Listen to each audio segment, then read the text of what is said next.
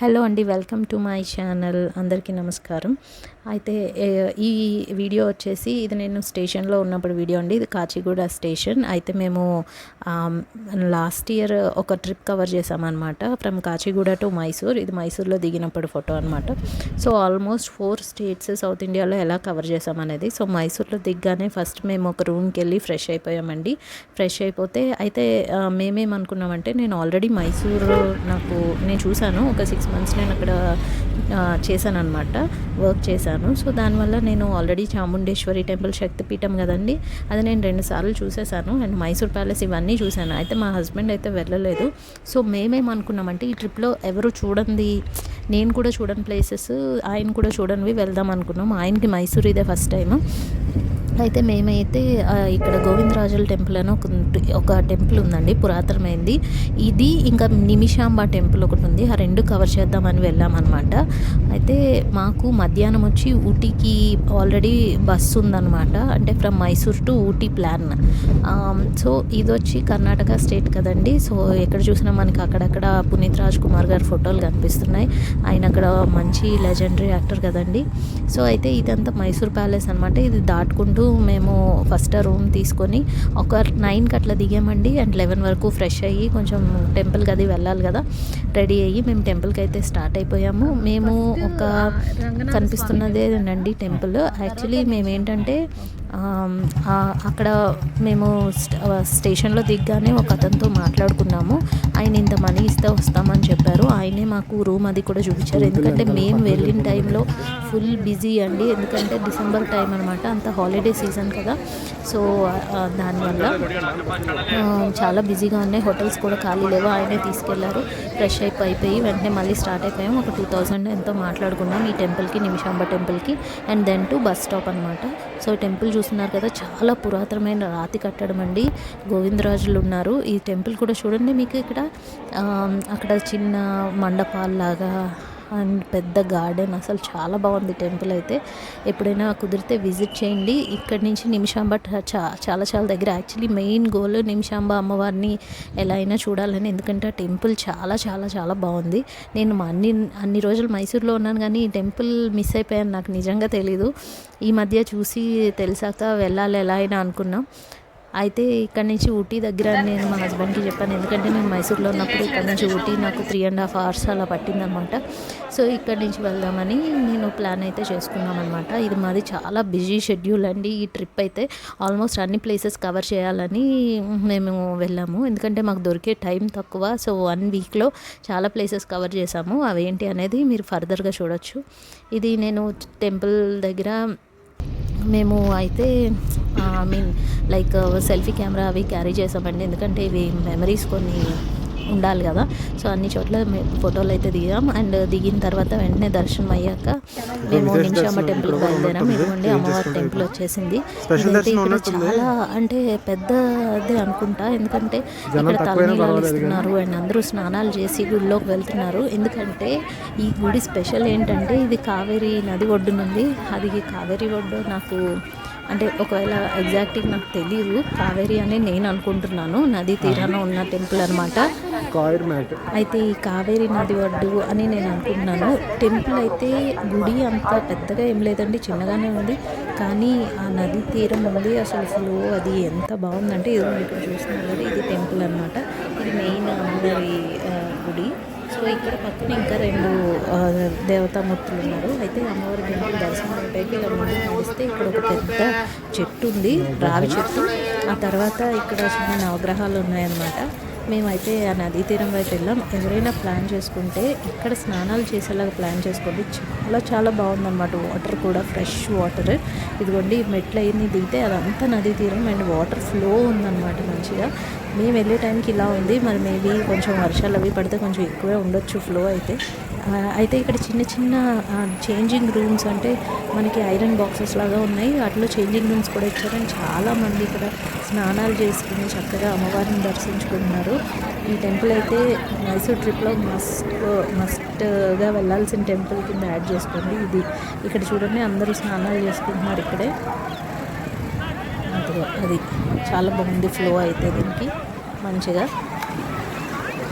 మాకు కుదరలేదులేండి స్నానాలు అవి చేయడం. ఎందుకంటే ఈ ఫ్లో అది అంటే మేము ఆల్రెడీ రెడీ అయిపోయి వచ్చాం అండ్ వేరే ప్లాన్స్ కూడా ఉన్నాయి కదా. సో అందుకని వాటర్లో స్నానం చేయడం అనేది మాకు కుదరలేదు. అయితే కాకపోతే కొంచెం కాళ్ళు అవి తడుపుకుని దండం పెట్టుకుని ఆ నదికి చిన్న రీల్స్ లాగా ఏమో చేసుకున్నాం అనమాట. ఆ రీల్స్ నేను వీలైనప్పుడు పోస్ట్ చేస్తానండి. ఇది వాటర్ ఫ్లో అయితే అండ్ చాలా చాలా బాగుంది. చూస్తే అయితే నాకైతే స్నానం చేయాలనిపించింది. ఎందుకంటే అంత బాగుంది అక్కడ. అందరూనేమో చాలా బాగా ఎంజాయ్ చేస్తున్నారు కూడా. ఇదనమాట ఇక్కడ ఈ నిమిషాంబ టెంపుల్. ఇక్కడ ప్రత్యేకత ఏంటంటే అమ్మవారికి మొక్కుకోగానే నిమిషాల్లో కోరికలు తీరుస్తారని అంటారనమాట. అందుకని నిమిషాంబ అంటారు. ఏదైనా మన నమ్మకమేనండి. అయితే ఇక్కడ మెట్ల మీద ఇలా కూర్చుని అంత నాకు తెలిసి ఇక్కడ ఏదైనా మంచిగా పండగ ఉత్సవం జరిగినప్పుడు చాలా చాలా బాగుంటుంది, హడావిడిగా ఉంటుంది.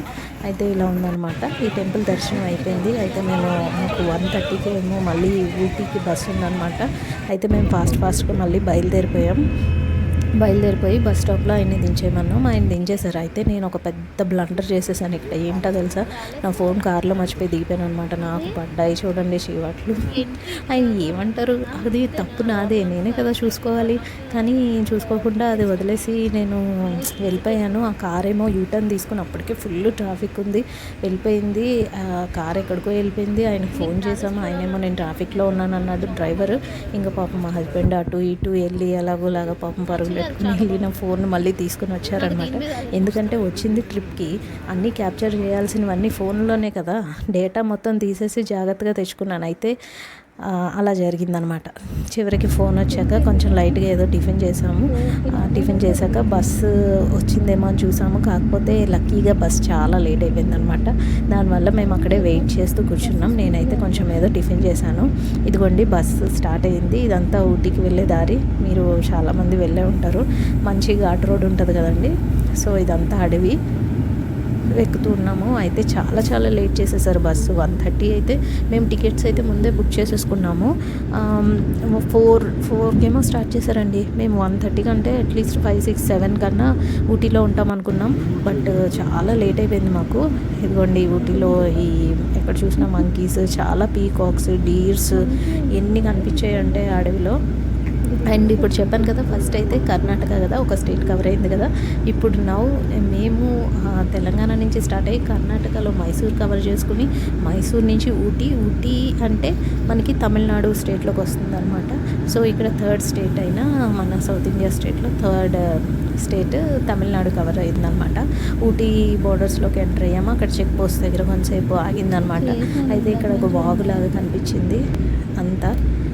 అండ్ ఇదంతా ఎంట్రీలో ఇక్కడ వాళ్ళ చెక్ పాయింట్స్ అనమాట. ఇవన్నీ చూస్తూ చాలా చాలా నేచర్ని మంచిగా ఎంజాయ్ చేస్తూ మేము మా ట్రిప్ అనేది సాగింది. అయితే అంత టయర్డ్గా ఏమనిపించలేదు. ఫస్ట్ డే కదా, కొంచెం ఫుడ్ అది తినేసి కాస్త రెస్ట్ తీసుకుంటూ మెల్లగా ఊటీ ఇంకా ఏ టైంగా అవుతుందో మాకు తెలియలేదు. ఎందుకంటే స్టార్ట్ అయ్యేటప్పటికే ఆల్మోస్ట్ 3:30-4 అయిపోయింది. ప్లస్ స్టార్ట్ అయ్యి మేము బస్ ఎక్కగానే మళ్ళీ ఒక హోటల్ దగ్గర ఆపారు. అక్కడ అందరూ మళ్ళీ భోజనాలు చేశారు. 4 o'clockకి మళ్ళీ భోజనాలు ఏంటో అదేదో చేసేసే రావచ్చు కదా, మళ్ళీ అక్కడ ఆపారు. అదొక టైం వేస్ట్. అబ్బబ్బా చాలా లేట్ అయిపోయిందండి.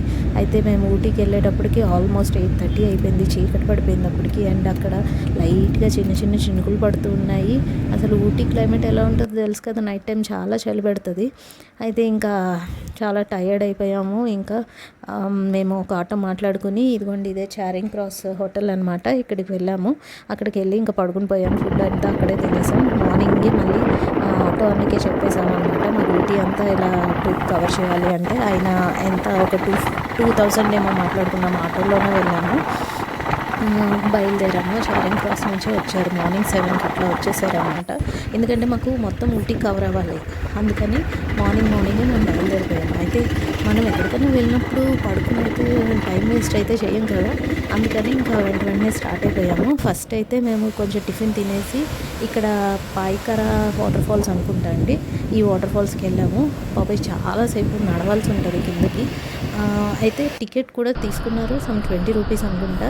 ఎవరు జనం లేరు, ఎర్లీ మార్నింగ్ కదా, కొంచెం మాకు కూడా ఫ్రెష్గా అనిపించింది. ఫుల్ నడిచి వెళ్ళేటప్పటికి తిన్నదంతా అరిగిపోయింది అప్పటికే. కానీ ఇంకా మళ్ళీ అయితే వాటర్ ఇంకా ఏమో స్నాకింగ్ అది చేసాము. ఇంకా అక్కడికి వెళ్ళి కొంచెం మంచిగా ఫొటోస్ అవి దిగాం. ఇది ఎంట్రీ అనమాట పాయకర వాటర్ ఫాల్స్. అండ్ అక్కడే మనకి బోటింగ్ కూడా ఉంది, ఇంకొంచెం దూరంలో. ఆటో అక్కడికి కూడా తీసుకెళ్తే ఇలా ఉంది. ఇక్కడ బోటింగ్ అయితే చేసాం మేము. అయితే ఇక్కడ ఛార్జెస్ ఎలా ఉన్నాయంటే ఇద్దరికైతే 1500 అనుకుంటా. అయితే చాలా 1500 ఎక్కువ ఉందన్నమాట ఇద్దరు వెళ్ళే బోట్ అయితే. అదే ఒక 6 మెంబర్స్ బోట్ అయితే మనకి అరౌండ్ 200 ఏమో పడుతుంది ఒక పర్సన్కి.